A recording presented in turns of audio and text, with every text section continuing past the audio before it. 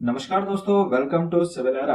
पिछले कुछ सालों से सीबीआई लगातार पब्लिक डोमेन में बना हुआ है, चाहे वो केस हो 2G स्पेक्ट्रम का, चाहे कोलगेट या Noida double murder mystery case हो। लगातार हम देख रहे हैं कि वो केसेस जिसमें पब्लिक प्रेशर एंड उनका इंटरेस्ट दोनों हो, वो हैंडओवर कर दिए जाते हैं to the agency called as central bureau of investigation यानी सीबीआई।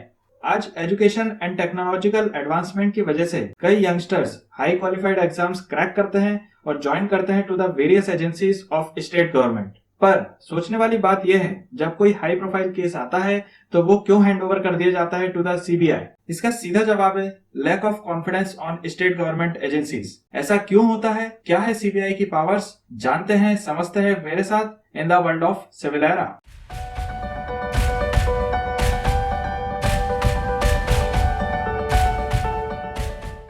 सीबीआई की पावर समझने से पहले हम ये समझते हैं कि सीबीआई का फॉर्मेशन कैसे हुआ। सीबीआई स्टैब्लिश हुई in the year 1941 by the Government of India as a Special Police Establishment. During the World War two SPE का प्राइम फंक्शन था टू इन्वेस्टिगेट द ट्रांजेक्शन जिसमें आर्टिलरी एंड मशीनरीज दोनों supply होते थे during the war time. In that case bribery and corruption को check करने के लिए एसपीई का गठन किया गया। After the World War two Delhi Special Police Establishment act 1946 की हेल्प से इसको फॉर्मलाइज कर दिया गया to the agency called as central bureau of Investigation, जो चेक करेगी various allegations which are involved in the Government of India. For exam prospectus हमको यह जानना जरूरी है कि DP Kohli was the first CBI director. In the year 1963 by the Government of India SPE का नाम बदल कर रखा गया सेंट्रल ब्यूरो ऑफ इन्वेस्टिगेशन, जो इन्वेस्टिगेट करने के लिए होगी to the cases related to the defence, corruption of central government employ and high profile cases, जो लागू की जाएगी all over India without any interruption of state. हमको ये समझना जरूरी है कि हमारी स्टेट पुलिस कहां पर लैक कर जाती है, जिसकी वजह से लोगों का भरोसा सीबीआई की तरफ और बढ़ जाता है। दोस्तों, ऐसा नहीं है कि हमारी स्टेट एजेंसीज कोई इन्वेस्टिगेट नहीं कर सकती है, परंतु the prime difference between CBI and state agency was the punctuality. हमारे देश की स्टेट गवर्नमेंट एजेंसीज शायद अपने इन्वेस्टिगेशन को इतने सीरियस नहीं लेती है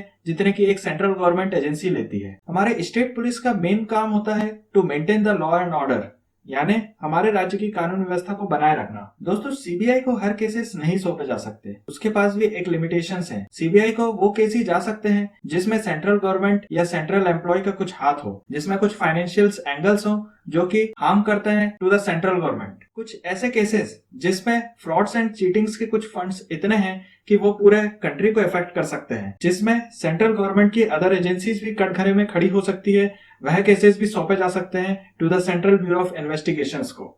इन द अगस्त 2019 सीबीआई ने अरेस्ट किया था हमारे former finance minister P Chidambaram को in the allegation of fraud against the huge amount. एक सवाल आप सभी के मन में यह उठ रहा होगा कि सीबीआई को ही क्यों प्रेफर किया जाता है over the state government agencies. इसका सीधा जवाब है द प्रोफेशनलिज्म। सीबीआई अपना इन्वेस्टिगेशन बहुत प्रोफेशनल तरीके से कंडक्ट करती है, जो कि मल्टी लेयर सुपरवाइज भी किए जाते हैं। यानी कि अगर कोई केस कोई एक ऑफिसर को इन्वेस्टिगेट करने के लिए मिलता है तो उसके ऊपर उनके सीनियर्स अपने तरीके से सुपरवाइज करते हैं और लगातार मॉनिटर करते रहते हैं कि ये ऑफिसर्स कहीं करप्ट तो नहीं है या कहीं गलत इन्वेस्टिगेशन तो नहीं कर रहा है। दोस्तों, कोई केस के लिए अगर सीबीआई के ऑफिसर्स चुने जाते हैं तो वो आईपीएस रैंक या एसपी या डायरेक्टर रैंक के लिए डेप्यूटेशन पे लाए जाते हैं for the period of 5 to 7 years, जिनकी स्पेशल ट्रेनिंग्स होती है और वो लगातार मॉनिटर करते रहते हैं कि ये इन्वेस्टिगेशन सही डायरेक्शन में जा रही है कि नहीं। तो सीबीआई वर्क करती है under the home ministry of government of India, यानी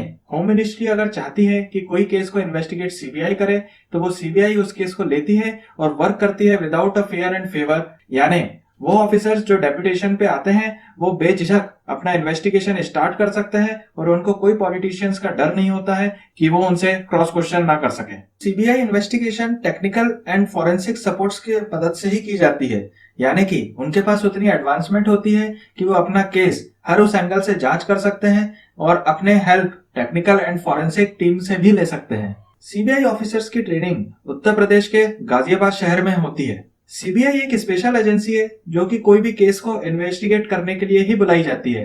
इसका कोई काम लॉ एंड ऑर्डर मेंटेन, बंदोबस्त या कोई वीआईपी की सिक्योरिटी के लिए नहीं किया जा सकता।